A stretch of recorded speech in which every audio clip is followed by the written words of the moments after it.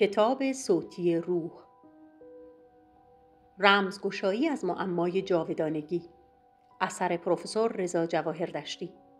مخاطب را به سفری اندیشمندانه در ژرفای رازهای همیشگی بشر فرا می‌خواند، از معانی نهفته در رویاها تا رمز تناسخ، از نیروی عشق تا ابعاد نادیدنی وجود انسان.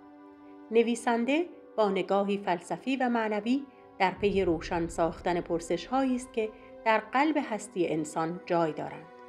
ترجمه فارسی این اثر به قلم سوسن جعفرزاده صورت گرفته است. او می کشد قلاب را. سعدی. رمزگشایی از معمای روح. چگونه می توانیم رویاها، تناسخ، عشق و موارد دیگر را توضیح دهیم؟ پیشگفتار. این کتاب به یکی از گیج کننده ترین مسائل تاریخ اندیشه و مطالعات فلسفی می پردازد. ما سعی خواهیم کرد توضیح دهیم که روح چیست. استفاده از روح در اینجا برای تاکید بر روش شناسی است که در این کتاب در پیش خواهیم گرفت. فقط روح انسان است که برای ما جالب است، نه موجودات دیگر. همانطور که در رویکردمان نشان خواهیم داد، تفاوت بین حالتهای زنده و مرده زندگی یک انسان به عملکرد یا عدم عملکرد اندامهای اصلی ما، یعنی مغز، قلب، ریه ها و جریان خون بستگی دارد. بنابراین اگر چیزی از جمله حیوانات این 4 اندام اصلی را داشته باشد، می توانیم نظریه خود را به آن تعمیم دهیم.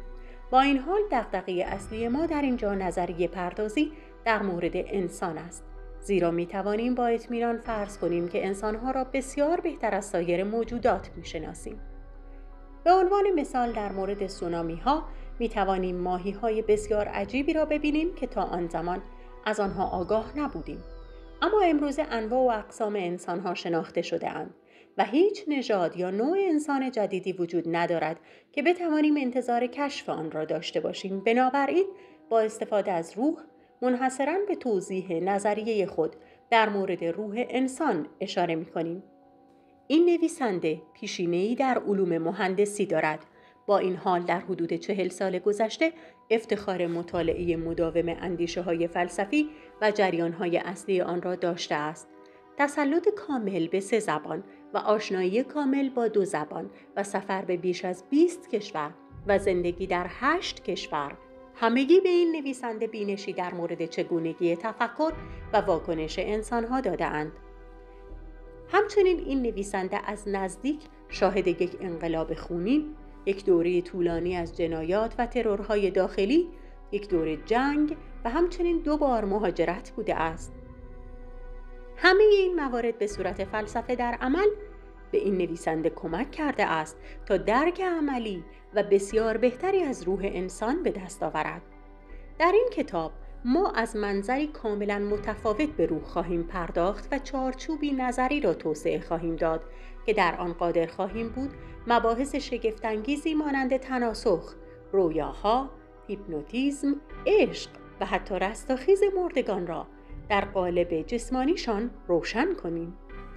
ما دستگاهی از اصطلاحات را سامان داده ایم و با اتکا به این اصطلاحات و ابداع مفاهیم نو تفاسیر خود را از مسائل یاد شده بسط داده ایم.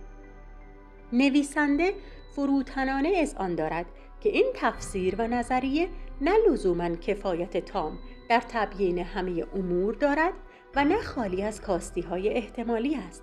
با این همه مادامی که درون آن هیچ تناقض ذاتی راه نیافته باشد و از حدود منطق فراتر نرفته باشیم، میتوان آن را ساده ترین و بر بنیاد اصل تیغ اوکام محتمل ترین تبیین قلمداد کرد. بخش اول، مقدمه. همانطور که مارتین هایدگر زمانی گفته است، تفکر صرفاً با نامگذاری ممکن است. به این معنی این کاری است که ما در این کتاب انجام خواهیم داد. ما برخی از مفاهیم را نامگذاری می‌کنیم و سعی می‌کنیم از آنها برای توضیح برخی از دشوارترین مباحث مانند روح، رستاخیز، تناسخ و موارد مشابه استفاده کنیم. ایده اصلی این است که آنچه در اینجا ارائه خواهیم داد تناقضات درونی نداشته باشد. به این معنی که اگر موضوع الف و ب را توضیح می دهیم، ابزارهایی که این توضیح از طریق آن انجام می شود با یکدیگر هماهنگ باشند و با هم تناقض نداشته باشند. در توسعه ایده خود یعنی فرایند نامگذاری باید اصطلاحات و تعاریف جدیدی ابداع کنیم و فروتنانه بپذیریم که آنچه میگوییم حرف آخر نیست و هنوز خلاهای زیادی برای پر کردن وجود دارد. به ویژه از همان روزهای آغازین تاریخ مکتوب، متفکران همواره در مورد روح اندیشیده‌اند.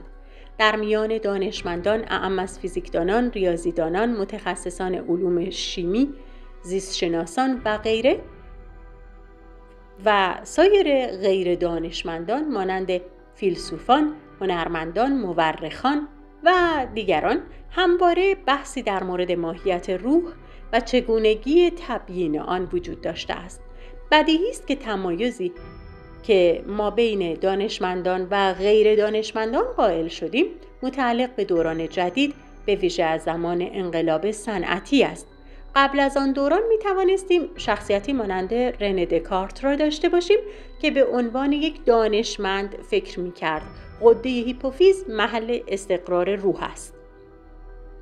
دکارت شاید آخرین نفر از نسل خود بود که سعی کرد تفسیری معقول از روح ارائه دهد. کسانی که پس از او آمدند مانند آگوست کانت و کلود برنارد اکنون به عنوان متفکران سطحی زمان خود در نظر گرفته می شوند که سعی می کردند ایده هایی را در زمینه هایی که در آن متخصص نبودند یا گزارش شده بود، حتی خود گزارش داده بودند که دانش عمیقی در آن خصوص ندارند، بیان کنند. همین امر را می توان در مورد افراد مشهوری مانند استیون هاوکینگ و ریچارد داوکینز نیز گفت که در حالی که دانشمندان محترمی در زمینه‌های خود هستند، ایده‌های بسیار بی‌اساسی در مورد مسائل غیر علمی بیان کرده‌اند که به هیچ وجه نمی‌توان گفت که آنها هیچ آموزش، تحصیلات، تجربه یا تخصصی در این زمینه داشتند.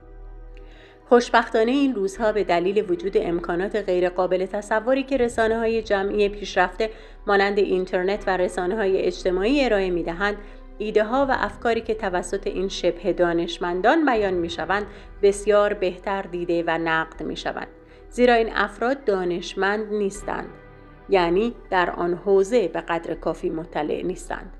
همانطور که در پیش گفتار آمد، نویسنده با پیشینه‌ای در علوم و مهندسی و با حدود 40 سال مطالعه و پیگیری جریان‌های اصلی اندیشه در جهان اروپایی، آمریکای شمالی و آسیای غربی، عمدتاً در حوزه عرفان و فلسفه ایرانی، خود را فیلسوفی آماتور اما واجد صلاحیت می‌داند تا نظریه خویش را در باب روح و بسیاری از مفاهیم مرتبط با آن عرضه کند.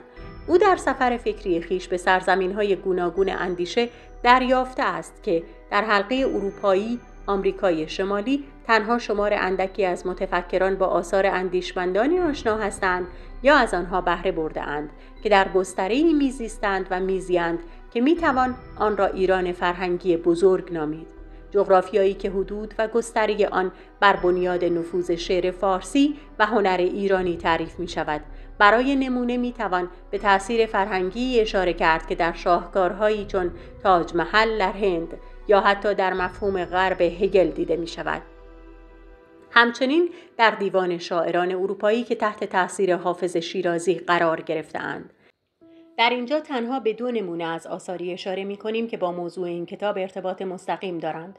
شماره 1 ملا صدرا که بیش از 400 سال پیش میزیست، مبدع دستگاهی بود که آن را حکمت متعالیه نامیده است. به بیان ساده، پیش از او فیلسوفان پیرو ارسطو بر این باور بودند که ماده دارای 2 جنبه است، ارز و جوهر یا ذات. برای مثال شکر می تواند رنگ‌های گوناگون داشته باشد یا در اشکال مختلف به کار رود.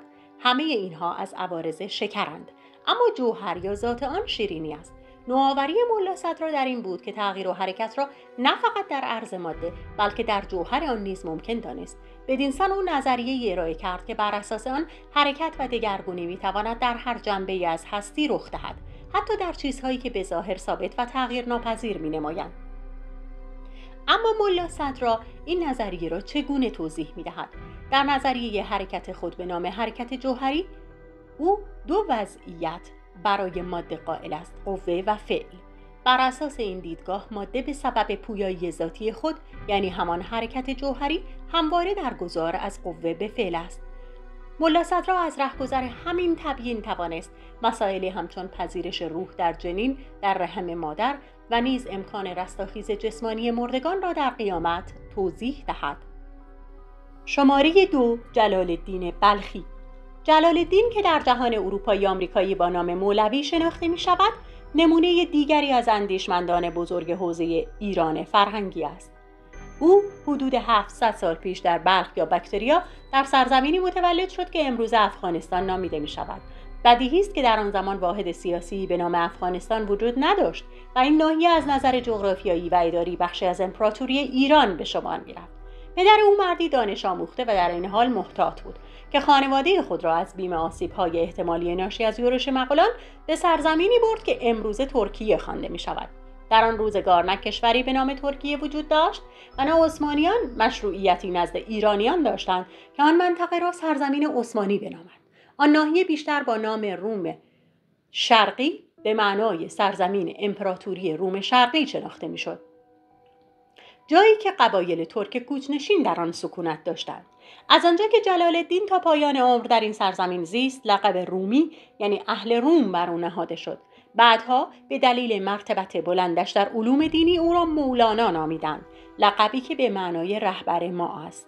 مولانا برخلاف شاعرانی چون دانته یا نوستراداموس که قریحه شعری خود را در خدمت تخیل به کار گرفتند، از توان شاعرانگی برای تبیین و روشن ساختن مسائل بنیادی زندگی و مرگ بهره برد. یکی از برجسته ترین این مباحث مسئله روح بود. مولانا روح را به دریایی پهناور تشبیه می کند که بدنهای ما همچون کشتیهایی بر آن شناورند. این تفسیر از رابطه روح و بدن بعدها توسط عبدالکریم سروش با دقت و عمق بیشتری شرح داده شد. سروش که از داروسازی به فلسفه روی آورده است، دیدگاه‌های نو در باب الهیات اسلامی و حتی درک ما از قرآن ارائه کرده است. برداشت او از روح موازی و همسخن با تفسیر مولانا است و از خود تبیین مستقل تازه‌ای عرضه نمی‌کند.